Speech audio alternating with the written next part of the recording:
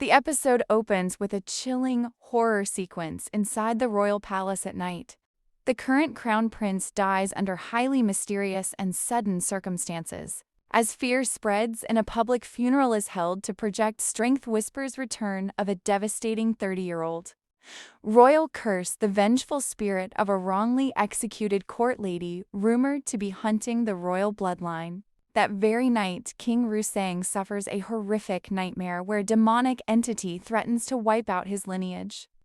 He wakes to find his youngest and only surviving son, Prince Yongin, actively possessed by a malevolent spirit and trying to take his own life. Desperate to save his last remaining heir, the king travels to a remote mountain monastery to seek spiritual help.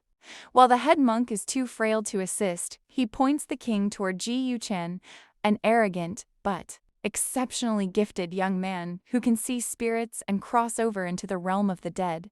Ji Zhan has lived as an orphan ever since his shaman mother drowned herself after being cursed by the gods.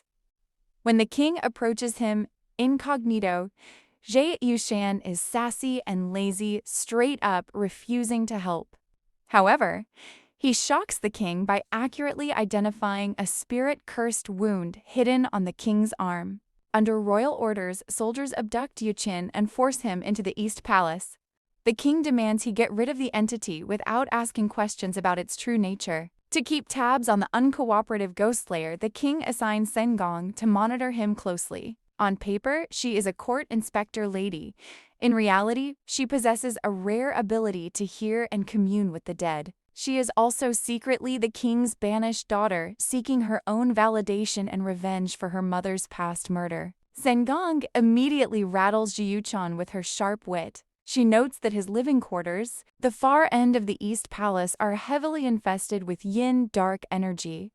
It is no coincidence that this dark sector is exactly where all the crown princes have died.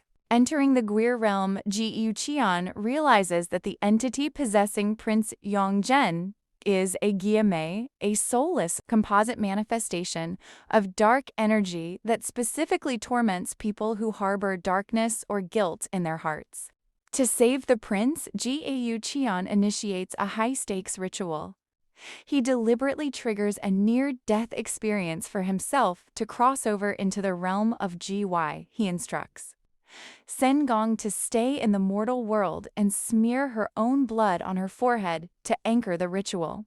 While navigating the spectral realm, Ji Yuqian tracks down the malevolent pond spirit holding the prince's soul captive. Using Sengong's blood to distract the entity, Ji Yuqian uses his spectral swordsmanship to incapacitate the spirit. Prince Yongin snaps out of his possession and is successfully saved, while Prince Yonggen is temporarily freed from the spirit's clutches.